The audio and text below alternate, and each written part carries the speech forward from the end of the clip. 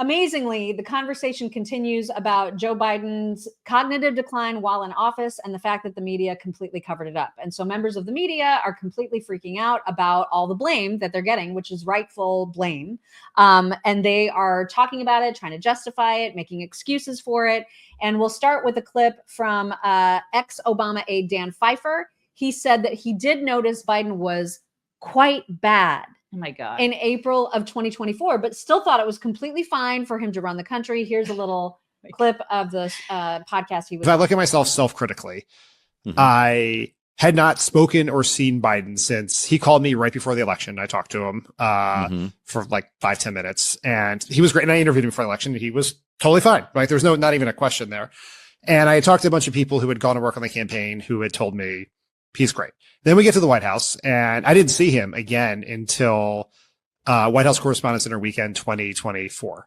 And it was like I was at a White House reception, and he was bad. He was quite bad in it. And he told the same story twice, and he just seemed mostly old. Not in no way did I look at that and say, that man cannot do the job of president. Oh my God. I had real concerns that he could not do it for 4 more years. But he just like your concern. You look at that, if someone with my perspective is, man, that's a guy who's going to struggle on the campaign trail in a presidential campaign. But I also thought to myself, well, it's Friday. This is a super bizarre event the night before the White House Correspondents' Dinner. I knew he was coming from speech prep and going back to speech prep on a Friday evening. Even Barack Obama was not a great communicator on a Friday evening. And so, I trusted the people who I talked to who said he was fine. And I also believed, and I said this at the time after the Robert Hur report came out, is that if Biden really was having these like mental lapses all over town, everyone would know it. Well, they did. They did know it. We knew it.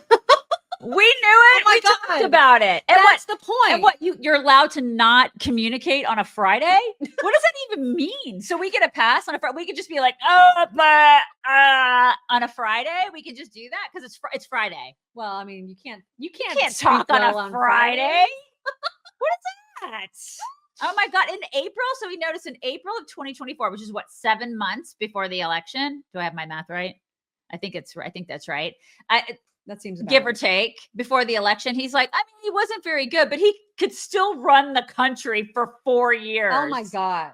These people are out of their minds. And now the story is becoming, I mean, it's like he said, like, well, if it was really that bad, then people would have said something. We were screaming it. Everybody. And we were constantly ripped on it. The left constantly ripped, saying it was cheap fake, saying we were photoshopping things, saying that we were manipulating videos. We were saying it. They are big fat liars. They are big fat cover-up people. And for whatever reason, Jen Psaki has a huge problem with the term cover-up, even though that's exactly what was going on. She was part of it, and she can suck it. Here she is.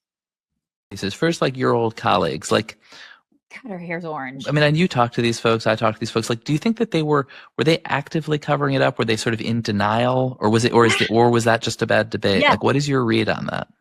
Well, this is what I mean about cover up is a very loaded term, I think. Well, it means you knew that it was really bad and you're pretending otherwise versus you're deluding yourself, which I think is what people do a lot. Well, I understand, but I still think it's like cover up is often like a crime, right? We're talking about people use that term. They say it's worse than the crime. People use that term as they relate to Watergate or the covering up of not sharing public information about a war. Yeah, and I'm not accusing anybody of a crime. I understand, but other people use that term, and I think it's a bit of a dangerous term. I don't know.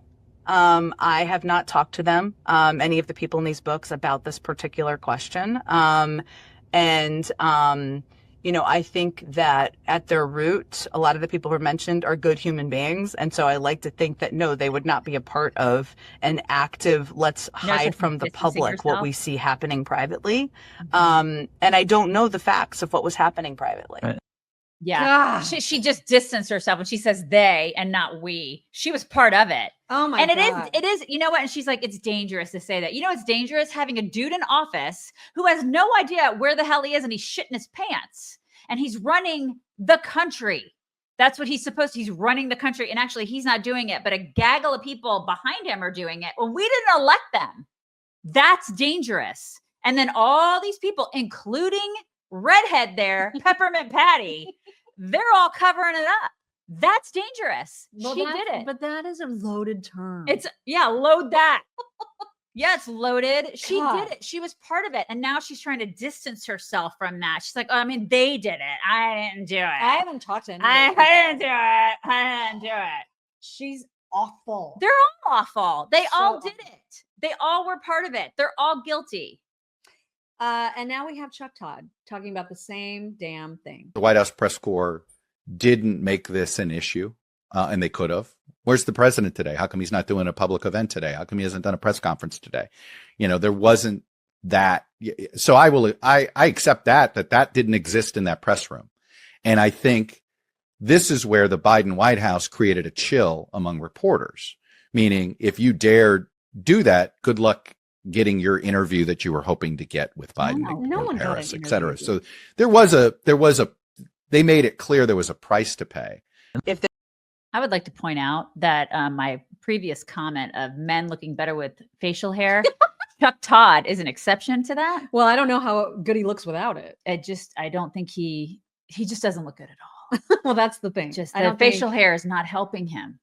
It's not. Maybe it is though. Do you remember Do him you without it? I don't want to. I just don't don't know want that I to. wanna see He just that. needs to not show up in my feed at all. Yes, Bulwark Capital. You can register for their free Tariff Edition webinar on May 22nd at 3:30. That's Pacific. So it's 5:30 Eastern, 6:30 is that right? No, 5:30 Central. Yes. 6:30 Eastern. And you can sign up at knowyourriskradio.com with our good friend Zach. Tariff Please. Edition. It's the Tariff Edition. Do that. Anyway, so he's saying that reporters basically didn't press in the press room because they were afraid they wouldn't get the interviews they were hoping And to didn't get. he write a book about this?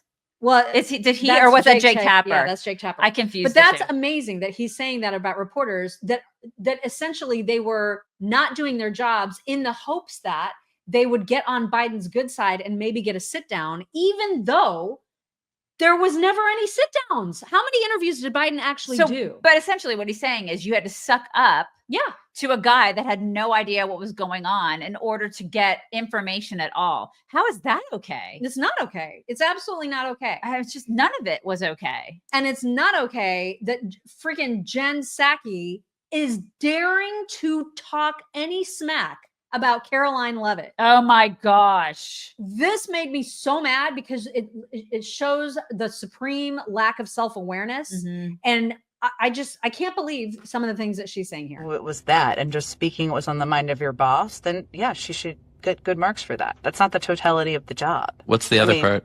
The other part of the job is speaking honestly and candidly about the issues that are happening in the country and providing actual useful information to people. I can't. And what she's doing is she is just projecting the view of Donald Trump. That's part of it. It's not the only part. Right. And I also think that, I mean, she's a person who goes out there on a regular basis and projects propaganda points, right? Okay. What I would consider propaganda points. I know the right wing says that about me, but that is just not the same, guys. So what's How is that not the same? Yeah. Have you met you? And have Oh you my met God. KJP? Have you met her? Yeah. People are like Circle Back Girl. Remember Circle Back Girl? That's right. She is the Circle Back Queen. She is indeed. Yeah.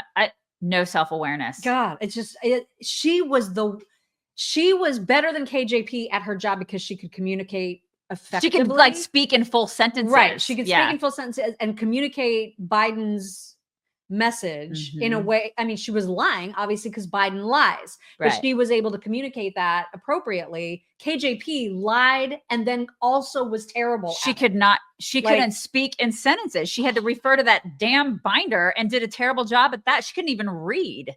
And then they're gonna go after Carol, who is, I'm sorry, but she's the best. Yeah, she's the best that's ever been.